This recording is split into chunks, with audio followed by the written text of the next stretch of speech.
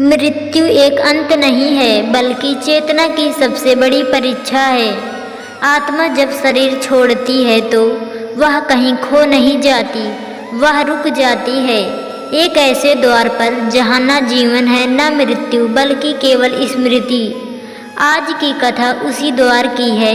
ये आषाढ़ मास कथा का अध्याय 28 है, जिसमें बताया गया है कि जहाँ एक आत्मा अपने पुनर्जन्म से पहले अपने ही प्रश्नों में अटक गई थी। काशी के उत्तर छोर पर एक प्राचीन घाट है, गुप्तक पाल।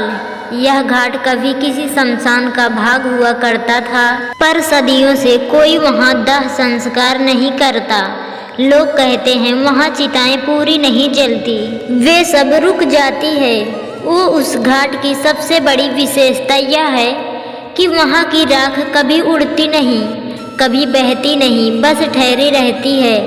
आषाढ़ मास की एक अमावस्या को एक बूढ़े साधु रविगंथ ने उस घाट पर चुपचाप प्रवेश किया। कोई साथ नहीं, कोई उद्देश्य नहीं, बस आंखों में एक तीव्र जिज्ञासा थी। वह घाट की एक टूटी हुई सीढ़ी पर बैठा और धीरे धीरे एक गड्ढे की ओर देखने लगा, जिसमें कोई चिता जली थी पर अधूरी रह गई थी।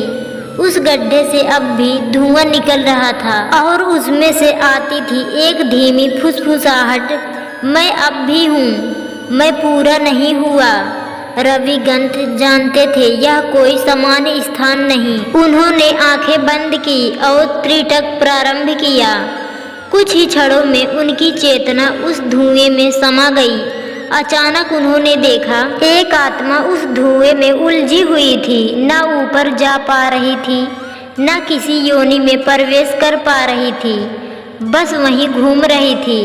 घटा की राख में, पुराने घड़े में, कभी किसी टूटी नाव में समा जाती। उसने देखा कि आसपास हर चीज उसे उसकी मृत्यु की स्मृति में लौटा रही थी, पर उसकी मृत्यु कैसे हुई यह वह भूल गई थी। उसने रविकांत से पूछा, क्या तुम मुझे बता सकते हो मैं कौन थी? रविकांत ने पूछा, क्या तुम्हारा कोई नाम था? उत्तर नहीं मिला। क्या तुम्हें कोई रिश्ता याद है? उत्तर मुझे सिर्फ एक झूला याद है जो नीम के पेड़ से बंधा था। मैं झूलती थी और एक औरत दूर से देखती थी, बस इतना ही। रविकांत समझ गए यह आत्मा केवल एक स्मृति में फंसी है, और जब आत्मा सिर्फ एक अधूरी स्मृति में अटक जाती है तो न तो वह मुक्त होती है और न ही पुनर्जन्म ले सकती है। इस अवस्था को स्मृतिवांध कहते हैं, जहां आत्मा अपने ही अधूरे चित्र में कैद हो जाती है। रविकांत ने 3 दिन तक घटा पर मौन साधना की। तीसरे दिन रात को गंगा के जल में एक हल्की सी लहर उठी, जिसमें वह आत्मा स्पष्ट दिखाई दी। अब वह धीरे धीरे रूप ले रही थी, एक किशोरी का। उसका चेहरा शांत, पर आंखें गहरी, जैसे हजारों जन्मों की प्रतीक्षा से थकी हुई। उसने कहा, मुझे वो झूला चाहिए, मुझे उस नीम की छांव चाहिए, तभी मैं मुक्त हो सकूंगी। रविकांत ने गांव में खोज की। गांव के सबसे वृद्ध व्यक्ति ने बताया, यह घटा पहले राजमहल की भूमि थी। 200 वर्ष पहले यहाँ एक राजकुमारी रहती थी, नाम था नवलिका। वह छोटी थी, खुश थी, पर एक दिन झूला टूट गया और वह नीचे गिर गई। सिर पर गहरी चोट आई और वह कोमा में चली गई। कई वर्षों तक उसका शरीर जीवित था, पर वह चेतना विहीन थी। अंततः उसका दाह संस्कार हुआ, पर जब उसकी चिता जली तो वर्षा आई और चिता बुझ गई, और तभी से वह आत्मा अधूरी रह गई। रविकांत ने अब संकल्प लिया, उस आत्मा की स्मृति को पूर्ण करेंगे। उन्होंने उसी नीम के नीचे वह झूला फिर से बंधवाया। रात को जब गंगा पर चंद्रमा की छाया पड़ी तो वह आत्मा फिर प्रकट हुई। जैसे ही उसने उस झूले को देखा, वह कांप उठी। उसकी आंखों से आंसू बहे, पर ये आंसू दुख के नहीं थे बल्कि पहचान के थे। उसने झूले को छुआ और वही क्षण उसकी चेतना में विस्फोट हो गया।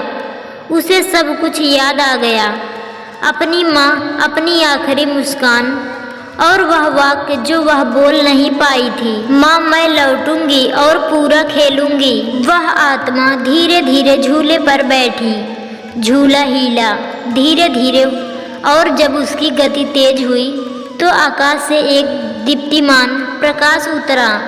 एक सफ़ेद कमल गंगा की लहरों से निकला और वह आत्मा उसमें समा गई।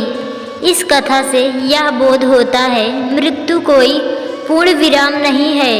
कभी कभी वह कोमा की तरह होती है, जहाँ चेतना ठहर जाती है, क्योंकि कुछ कहे बिना, कुछ छोड़े बिना कोई चला गया होता है।